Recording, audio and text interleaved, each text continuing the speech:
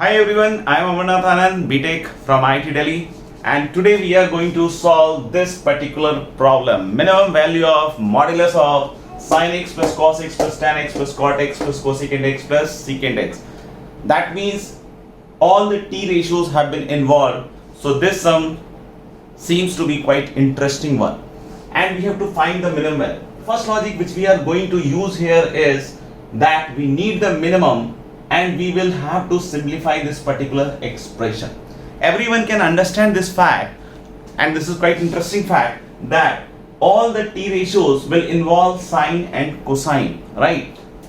The tan x term, the cot x term, the cosecant x, the secant x can be also converted into sin x and cos x, and ultimately what you can see, the entire expression will become a function of sin x plus cos x and sin x into cos x. Let's see what we can do. Let's start this video.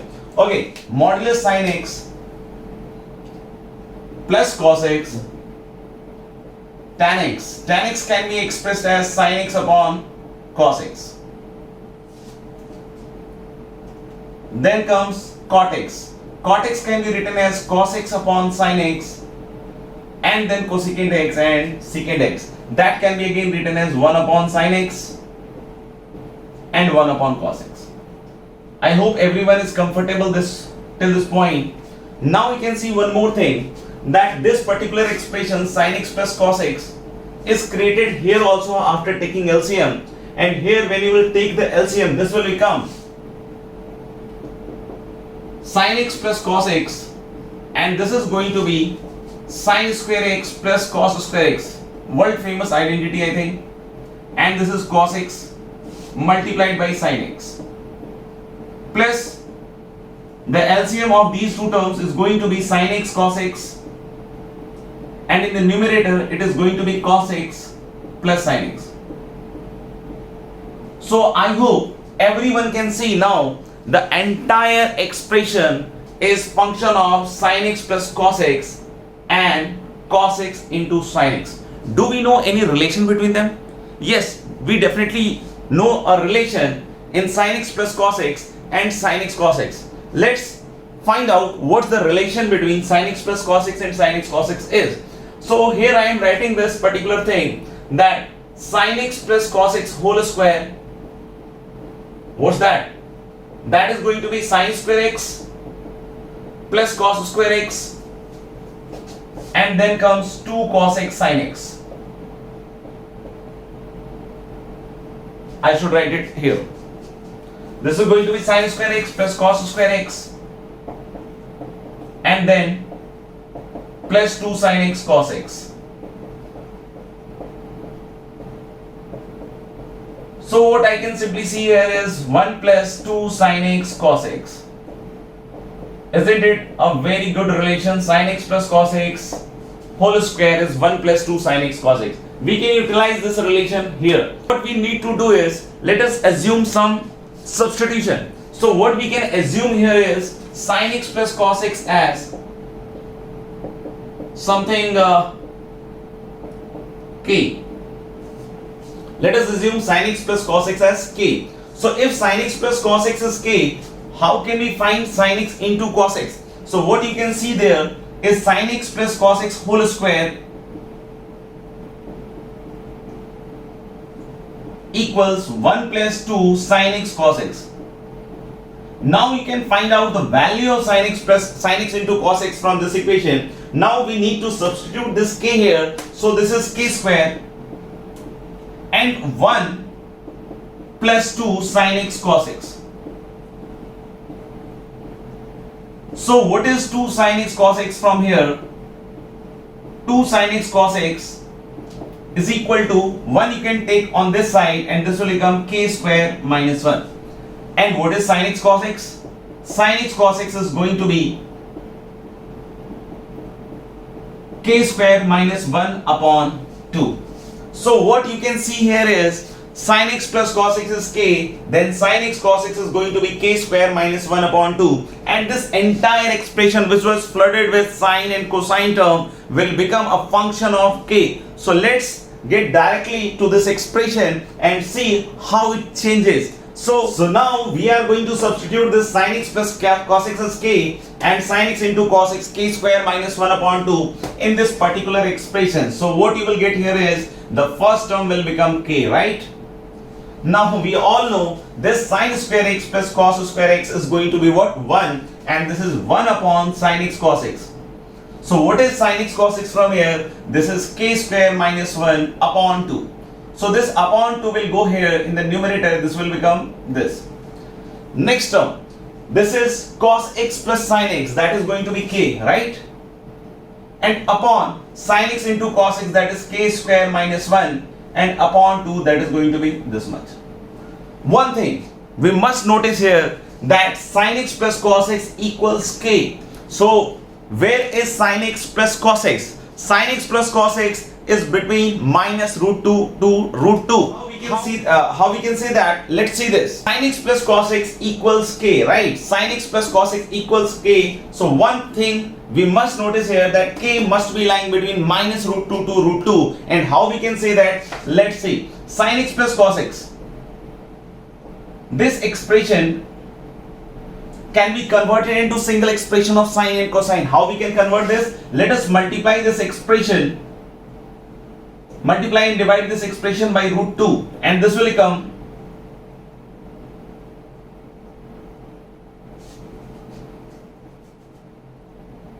an expression like this. So this is going to be root 2.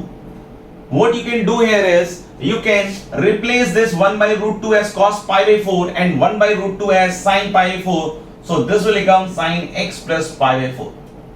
Now hopefully we can understand this fact that sin x plus pi by 4 is lying between minus 1 to 1, and root 2 times sin x plus pi by 4 will be definitely lying between minus of root 2 to root 2. So we all can understand this fact now, that whatever variable we have assumed k, this k is lying between minus of root 2 to root under 2. Now we have an expression, we need to simplify again this expression. So this expression is in terms of k, and where k is lying between minus root 2 to root 2. Let's see what we can do now. So guys, finally we have realized that our k lies between minus root 2 to root 2, and this expression is in terms of k. We can further simplify this expression like this: k plus, you can see the LCM is same, this is k square minus 1. And then comes 2k plus 2. 2k plus 2 is going to be 2 times of k plus 1. Now you can see there is a factor in common between the two. So we can write k plus 2 times of k plus 1. And this k square minus 1 can be factorized as k minus 1 into k plus 1. Okay. So now we can see this factor is common, and we can cancel it out to get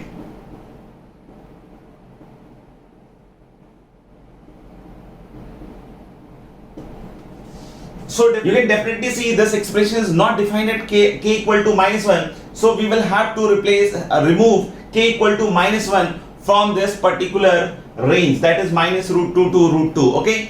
Now we have got this expression. This looks a very pleasant expression. You can compare the previous expression, that was sin x plus cos x plus tan x plus cot x plus secant x plus cosecant x, and the absolute value of that. And now we can see that particular expression boils down to k plus 2 upon k minus 1, where k is lying between minus root 2 to root 2, and definitely we are not going to put k equal to 1 and k equal to minus 1 because that of domain issues. Okay. Now we can proceed from here in two ways. One way to proceed can be, we can use AMGM here, right? How can we use AMGM here? We can subtract minus 1, subtract 1 and add 1. We can subtract 1 and we can add 1, and this expression is quite relevant with our AMGM, arithmetic mean geometric mean inequality. So one of the method can be, if we can pursue arithmetic mean geometric mean inequality right from here, and the other way can be calculus method. So let's see how can we apply calculus over here. So finally our expression was like this: k plus 2 upon k minus 1 modulus k lying between minus of root 2 to root 2. Okay, first we are going to handle this inside expression. Let us assume this to be gk, g of k. Now definitely we can apply calculus, we can differentiate this particular expression. So g dash k, with respect to k we are differentiating. So g dash k is going to be 1. Then the derivative of 2 upon k minus 1, we can do this orally also. This is going to be 2, will be common. 1 upon k minus 1 is going to be negative 1 upon k minus 1 whole square, and 2 will be there, right? So g dash k is going to be this. Now you can see for maxima or minima to exist, the necessary condition is going to be g dash k equal to 0. Let's see what we get from here. This is going to be k minus 1 whole square upon 2. This is going to be 2 upon k minus 1 whole square equals 1. So what is k minus 1 whole square? This is going to be 2. So what is k minus 1? This is going to be plus minus of root 2. And then is k equals 1 plus minus root 2. So we are getting two values, k equals 1 plus root 2, k equals 1 minus root 2, where g dash k is going to be 0. And this suggests the maximum or minimum whatever of gk is going to be at the point k equal to 1 plus root 2 or 1 minus root 2. Definitely we can put the values and can find what is the maximum or minimum values. But we must remember one more thing, that k lies between minus root 2 to root 2. So we must observe that whether the maximum minimum value occurs at the end point or not. So that thing we will have to be careful. So next what we are going to do is we can find also g double dash k, right? So what is g double dash k at these points? And one more thing you can also observe, since 1 plus root 2 is not lying, since 1 plus root 2 is not lying in this particular range, because k equals 1 plus root 2 is not in this range. 1 plus root 2 is going to be greater than root 2. So we can reject that particular value and we have just k equals 1 minus root 2. So what is g double dash k? This is going to be 1, derivative is going to be 0. Now k minus 1 raised to the power minus 2. This is going to be minus minus plus, and this is 4 upon k minus 1 whole cube. So what is the value of g double dash 1 minus root 2? Is this positive or is this negative? I hope you all can see this is 4 upon 1 minus root 2 minus 1 whole cube.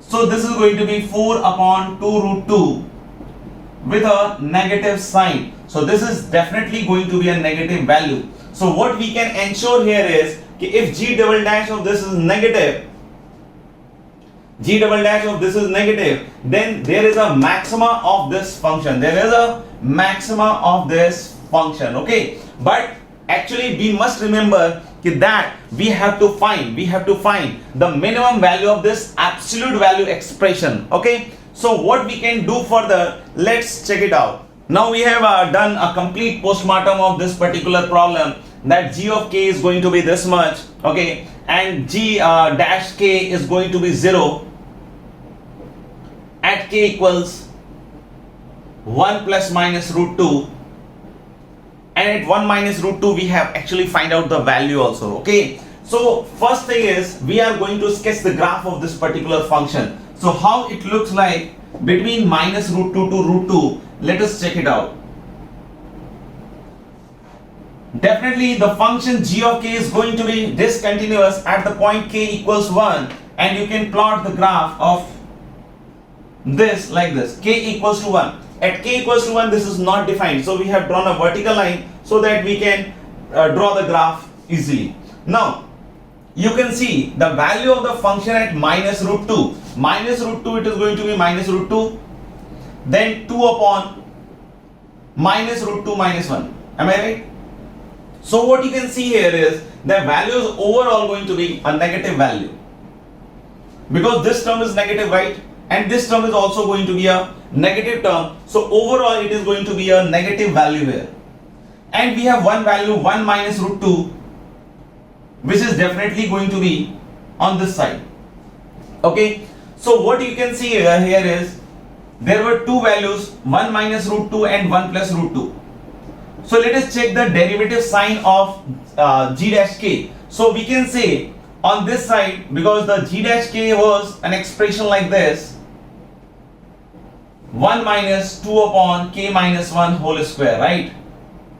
And that is k minus 1 whole square minus 2 upon k minus 1 whole square. And that can be further written as, we are writing it here, g dash k is going to be k minus 1 minus root 2 and k minus 1 plus root 2 upon k minus 1 whole square. So if k is greater than 1 plus root 2, I can see this sign is going to be positive, then is going to be a negative sign, then it's going to be positive sign. So you can expect the function gk function to, you can expect the function that it must rise between minus root 2 to 1 minus root 2. So we should calculate the value of this function at 1 minus root 2, and this is going to be g of 1 minus root 2 equals 1 minus root 2 and plus 1 minus root 2 minus 1. So this is gone and this is 1 minus root 2, and you can check this is a negative sign, so this will cancel out to minus root 2, and this is going to be 1 minus 2 root 2. What is this value? This value is also a negative value. So minus root 2, and it is going to increase till this point. And after 1 minus root 2, you can see this is continuously decreasing till 1 plus root 2. So after this is going to decrease. At 0, you can check the value to be minus 2. You can see at 0, this part is 0, this is 2 upon 0 minus 1, negative of 1. So this is negative of 2. And before, just before k equals 1, it is going to be minus infinity. It is looking like this, right? And after k equal to 1, suppose you are putting a value just greater than 1, like 1.0001.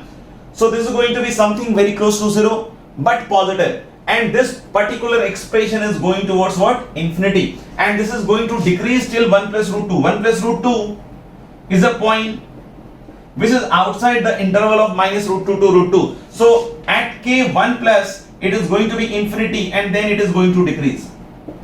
So what I have drawn is the graph of g of k in the interval of minus root 2 to root 2. Now we have to talk about the absolute value of this expression. So how it will transform, the graph will transform, because we are taking the modulus. So the negative sign is going to be on the positive side, and it will look like symmetrically like this. Minus root 2, this will be a value like this. Then 1 minus root 2, this is going to be a value like this. And at 0, it is going to be 2, and it is going to increase like this.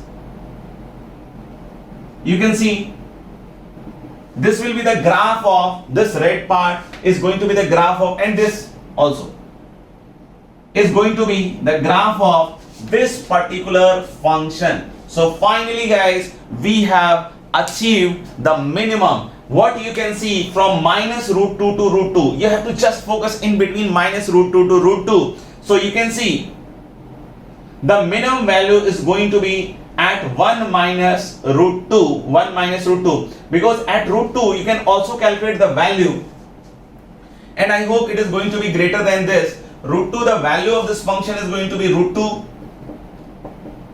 plus 2 upon root 2 minus 1. This can be rationalized, right? This is root 2 plus 1, and this is root 2 minus 1 into root 2 plus 1, that is going to be 1, and this is going to be root 2 plus 2 root 2 and plus 2, that is going to be 3 root 2 plus 2. I hope this is the right calculation. I think this is going to be 2 root 2 plus 2, this is going to be 3 root 2 plus 2, and this value, this is going to be a value like 3 root 2 plus 2. And now here the value is going to be the modulus of this. The modulus of this is going to be, absolute value of this is going to be 2 root 2 minus 1. So I hope you can understand this value is going to be quite less than this particular value. So what is going to be the minimum of the absolute value of sin x, cos x, sin x plus cos x plus tan x plus cot x plus secant x plus cosecant x? This is going to be finally 2 root 2 minus 1. Thank you all for listening this video. I will come up with more such questions for you. Thanks a lot.